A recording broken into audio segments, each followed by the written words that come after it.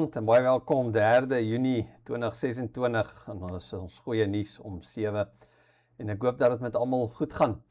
Ons is so 'n bietjie besig om 'n reeks hierdie keer te doen oor die rigters en vanaand kyk ons bietjie na Ehud, ook 'n interessante rigter. Maar kom ons voort ons dit lees bid net saam. Getroue Hemelse God en Vader, ons loof en prys U groot en heilige naam en die feit dat ons met U woord kan besig wees is 'n wonder en dat ons dit kan doen sonder om bang te wees is genade. En daarvoor wil ons U prys, wil ons U dank en bid Here dat in die groot liefde U ook ons meer en meer geliefd sal maak vir U woord, want U woord is die lig op ons pad. Amen. Nou ja, lees gerus saam met my Rigters 3. Wat gebeur daar, nee? Die Israeliete het weer gedoen wat verkeerd is in die oë van die Here en hy het koning Eglon van Moab mag oor hulle laat kry, omdat hulle gedoen het wat verkeerd is in die oë van die Here. Eglon het die Ammoniete en ook vir Amalek by hom laat aansluit, en hulle het die Israeliete gaan verslaan en die Palmstad verower. Die Israeliete was 18 jaar lank die onderdane van koning Eglon van Moab. Toe het hulle tot die Here geroep om hulp, en hy het 'n redder vir hulle na vore laat kom, Ehud, seun van Gera, 'n Benjaminiet. Ehud was links en die Israeliete het hom met die belasting gestuur na koning Eglon van Moab toe. Ehud het vir hom 'n swaard gemaak, 'n halwe meter lank en aan albei kante geslyp. Hy het dit aan sy regterkant onder sy klere vasgemaak. Hy het die belasting oorhandig aan koning Eglon van Moab, 'n baie vet man. Nadat Ehud die belasting oorhandig het die koning die mense wat dit gebring het laat vertrek. Maar Ehud het by die beelde naby Gilgal omgedraai en vir die koning kom sê, koning Eglon, ek het 'n geheime boodskap om vir u te gee. Toe sê die koning, laat ons alleen, en al sy amptenare het van hom al weggegaan. Ehud het nader gekom na die koning toe waar hy gesit het in sy koelbovertrek, wat net vir hom bedoel was, en vir hom gesê, ek het 'n boodskap van God vir u. Hy het opgestaan van sy troon af, en Ehud het sy swaard van sy regterheup af met sy linkerhand gegryp, en vir Eglon in sy maag gesteek. Die hef het saam met die lem in sy maag ingegaan, en die vet het oor die swaard gepeel, sodat Ehud dit nie kon uittrek nie. Hy het toe deur 'n geheime uitgang en deur die voorportaal uitgegaan nadat hy die deur van die bovertrek toegetrek en gesluit het. Nadat hy uit is, het Eglon se amptenare gekom en toe hulle sien dat die deure van die bovertrek gegrendel is, het hulle gedink die koning is seker besig om hom te ontlas daar in die koelvertrek. Hulle het tot vervelings toe gewag, maar die koning het nie die deure van sy bovertrek oopgemaak nie. En toe hulle 'n sleutel vat en oopsluit, lê hulle koning daar dood op die vloer. En omdat hulle so lank gewag het, kon Ehud ontsnap. Hy het by die beelde verbygegaan en na sy era toe gevlug. Toe hy daar kom, het hy die ramshoring op die Efraimsberge laat blaas. Die Israeliete het van daar af na hom toe gekom. Hy het hulle leier geword en vir hulle gesê, kom saam met my, want die Here gee julle vyande, die Moabiete, in julle mag oor. Hulle is toe saam met hom en hulle het die Jordaandriwe na Moab toe beset en niemand daar laat deurgaan nie. By daardie geleentheid het hulle die Moabiete verslaan, omtrent 10.000 man, almal sterk en goeie soldate. Niemand het ontsnap nie. Moab is daardie dag deur Israel onderwerp en daar was 80 jaar lank vrede in die land. Nou daar's 'n patroon in die boek Rigters wat amper soos 'n hartseer refrein oor en oor herhaal word. Israel doen wat verkeerd is in die oë van die Here, dan gee die Here hulle oor aan die vyande, hulle word onderdruk, hulle sug, hulle roep, en dan, wonder bo wonder, hoor die Here, en hy wek 'n rigter op, en hy red sy volk.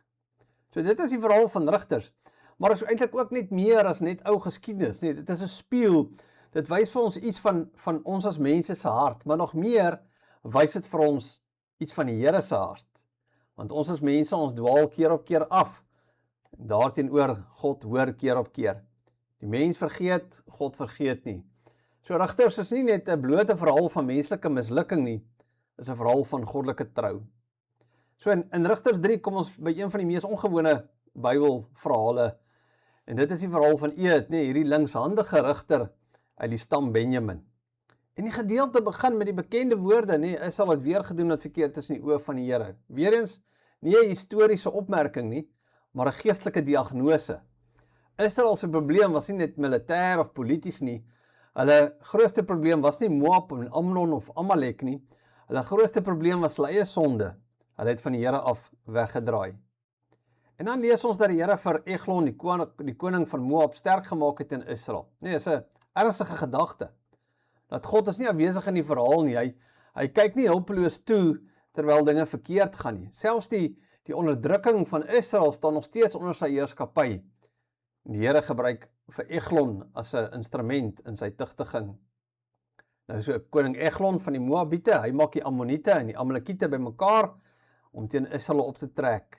'n Koalisie van vyande. Nou Moab en Amnon en Amalek, dis name van wat diep herinneringe in Israel sou oproep. Hierdie volk was nie vreemdelinge in Israel se geskiedenis nie. Hulle is ou vyande, mense wat op verskillende maniere teen God se volk gestaan het. En hulle verslaan vir Israel. Hulle neem die Palmstad in, waarskynlik Jerigo en die omgewing daarvan. En vir 18 jaar dien Israel vir Eglon, die koning van Moab. 18 jaar is 'n lang tyd, nee, is lank genoeg dat kinders gebore word wat niks anders ken as onderdrukking nie. Lank genoeg dat mense gewoond raak aan vernedering. Lank genoeg na die juk eintlik normaal begin voel. En dan die keerpunt, toe roep hulle na die Here.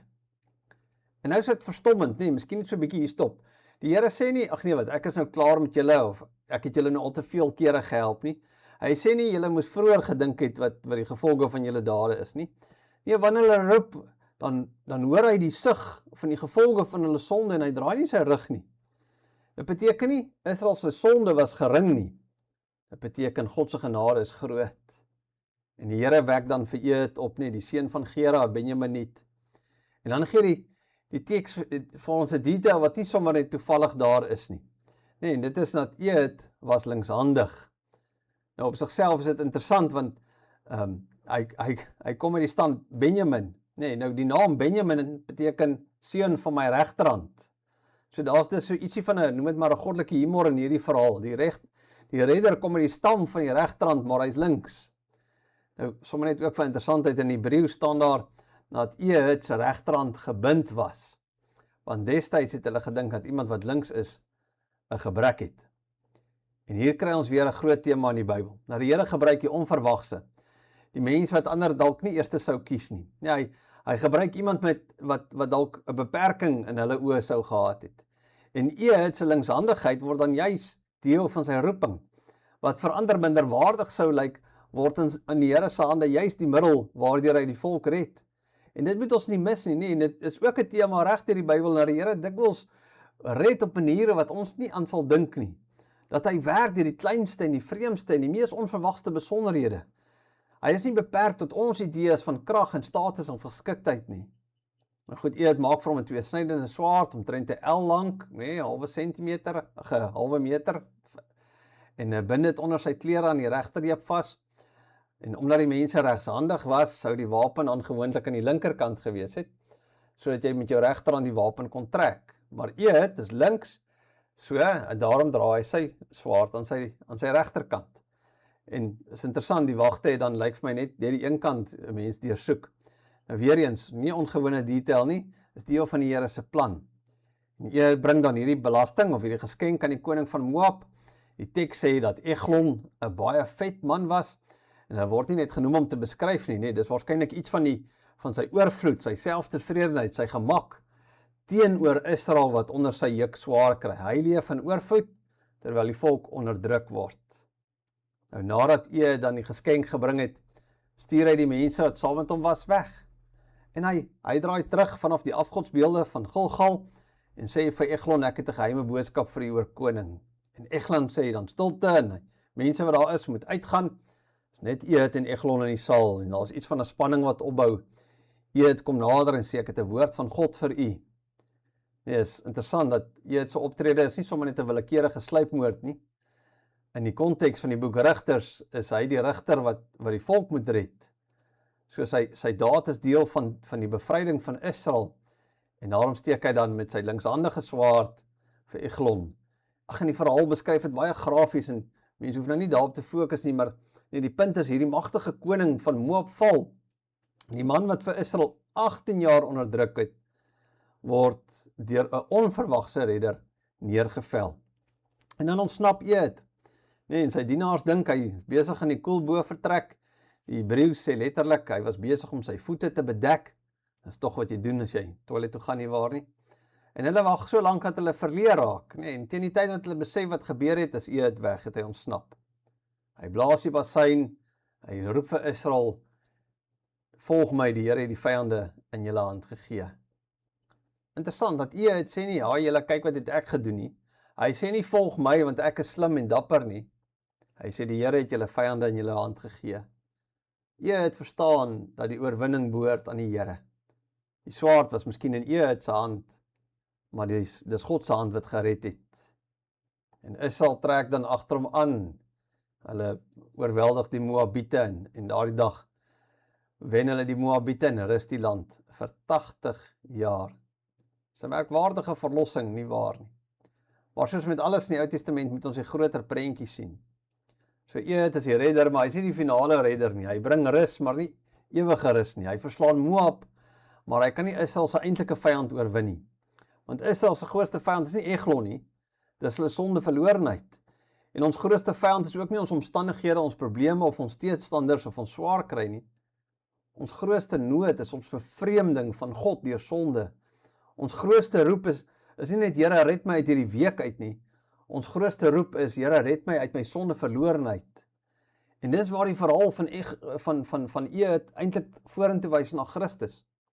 Want daai menslike sug van die mensdom, dit het die Here gehoor. Nee, in Rigters wek hy 'n rigter op, maar in die volheid van die tyd stuur hy sy seun, Jesus, die groot en die ware redder.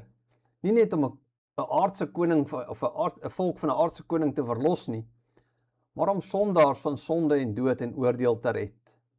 Ehud se swaard bring oordeel oor Eglon, maar by die kruis sien ons iets diepers. Daar val die oordeel nie op die vyand daar buite nie, maar op Christus, op God self. Die onskuldige kom staan in ons plek. Hy dra die oordeel wat ons verdien. Hy betaal vir ons sonde. Hy hoor die roep van die verloornes en hy antwoord nie net met 'n tydelike 80-jarige verlossing nie, maar met 'n ewige redding. En dit is die goeie nuus, nee, dat die Here skryf net eenvoudig nie sy kinders af nie. Hy beweeg nie aan asof ons nou net eenvoudig te ver gegaan het nie. Wanneer ons roep, dan red hy. En in Christus sien ons die volle bewys daarvan. Elkeen wat die naam van die Here aanroep, sal gered word. Daar's nog eintlik iets van 'n ironie in die verhaal, nee, want Ehud red Israel van Moab. Hulle is die vyand in Rigters 3. Maar later in die Bybel ontmoet ons vir Rut, 'n Moabitiese vrou. Sy kom uit hierdie selfde volk wat hier as Israel se vyand optree. En tog word Rut ingelyf in God se verbondsvolk en sy word die ouma grootjie van koning Dawid. En as ons Matteus 1 lees, dan sien ons sy is in die geslagsregister van Jesus Christus. En dit sê vir ons dat God se genade is eintlik ook groter as Israel se sonde en groter as Moab se vyandskap. Dat God kan ook die vyand inbring. God kan ook van 'n vreemdeling familie maak. God kan iemand van buite af deel maak van die lyn waardeur die Messias kom. So Moab is in Rigters 3 die volk waar hy die onderdrukking kom, maar uit Moab kom later Rut en uit Rut se lyn Christus.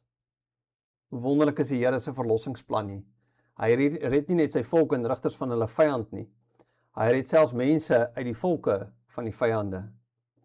So in Christus is daar genade vir Israel en vir Moab, vir Jood en vir heiden, vir naby en vir ver. En daarom kan ons nie net na Ehud kyk en sê, ja, dis nou nogals 'n interessante Bybelverhaal nie. En ons moet onsself afvra, waar roep ek vandag na die Here? Waar het ek dalk gewoond geraak aan die juk van my sonde? Waar het ek vrede gemaak met dinge wat my bind? Waar dink ek dalk die Here is moeg vir my of dat hy my afgeskryf het? Want Rigters 3 leer ons weer, die Here hoor, die Here red, die Here bly getrou. Maar die grootste uitnodiging is om verder na Christus te kyk. Want in hom hoor God die diepste noodkreet van die mensdom. In hom kry ons nie net 'n rigter vir 'n sekere tyd nie, maar 'n verlosser vir ewig. In hom is daar 'n totale vergifnis, 'n nuwe mens wees, van 'n totale bevryding van ons slawerny, 'n rus wat vir altyd hou. So Ehud, die linkshandige man uit die stam van die regterhand, herinner ons dat God graag deur die onverwagse werk. Maar die mees onverwagte redding is aan die kruis. Die seun van God wat sterf, sodat die skuldiges onskuldig verklaar kan word en kan lewe. En dis ons goeie nuus vanaand. Wanneer die Here se kinders roep, dan hoor hy. Wanneer sondaars na Christus vlug, dan red hy. Hy skryf nie af wat hy deur genade besluit het om te verlos nie. Amen. Kom ons bid. Dankie Hemelse God en Vader dat ons 'n groot Regter het. U seun en dat hy ons kom red van totale sondeverlorenheid. Nie net 'n bietjie nie, maar 'n totale nuwe mens wees, 'n totale nuwe ek, 'n totale nuwe identiteit. En daarom ons gebed, o Vader, mag ons ook dan in antwoord op u genade leef soos koningskinders. Mag ons leef met daai identiteit, met daai ingesteldheid. Mag ons hele lewe tot eer en verheerliking een groot dankbaarheidslied wees vir die groot heerlike verlossing wat u vir ons skenk. Ons bid dit in Jesus se naam. Amen. Baie dankie dat jy saam met my gekuier het en saam met my 'n bietjie nagedink het oor eet. Volgende week gaan ons verder. Groetnis.